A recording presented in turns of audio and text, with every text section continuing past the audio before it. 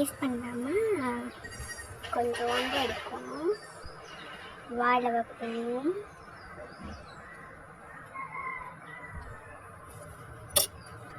Ultimate. Like பண்ணுறேன் பாருங்க. எண்ணெய் நல்லா சூடாகி மொறுன்னு வந்துட்டு இருக்கு. இந்த மாரி நல்லா வறுத்து எடுத்துக்கோங்க. பார்த்தீங்களா எந்த அளவு நல்லா மொறுன்னு ரஸ்க்கு மாரி சூடாக இருக்குது, நல்லா பொரிச்சிருக்கோம்.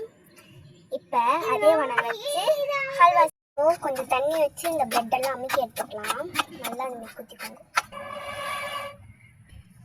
இப்போது சர்க்கரை ஆட் பண்ணிக்கலாம். தேவைக்கேற்ப அளவு சர்க்கரை நல்லா கொட்டிட்டு கிண்டிக்கோங்க.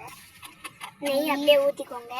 நெய்யை ஊற்றி முந்திரி எல்லாம் போட்டாச்சு, சர்க்கரையும் போட்டாச்சு. இப்போ நல்லா கிண்ட வேண்டிதான். நல்லா முட்டை விடுதா கிண்டிக்கோங்க. இந்த எண்ணெய்லாம் இப்போ தான் நல்லா ரிலீஸ் ஆகி வெளில வரும். வாசமே செம்மையாக இருக்கே. பார்த்தீங்களா நல்லா கலர்ஃபுல்லாக ரெடி ஆயிடுச்சு. இப்போ பிளேட்டிங் பண்ணிடலாம். ஃபஸ்ட் அடுப்புலேருந்து எடுத்துக்கலாம். ஓகே, அடுப்புலேருந்து எடுத்தாச்சு. இப்போ பிளேட்டிங் பண்ணலாம். நல்லா வாழை இலையை வச்சு அப்படியே கொஞ்சம் கொஞ்சமாக எடுத்து வச்சு சாப்பிட்ற டேஸ்ட் ஃபைனல் பிளேஸ்க்கு வந்தாச்சு.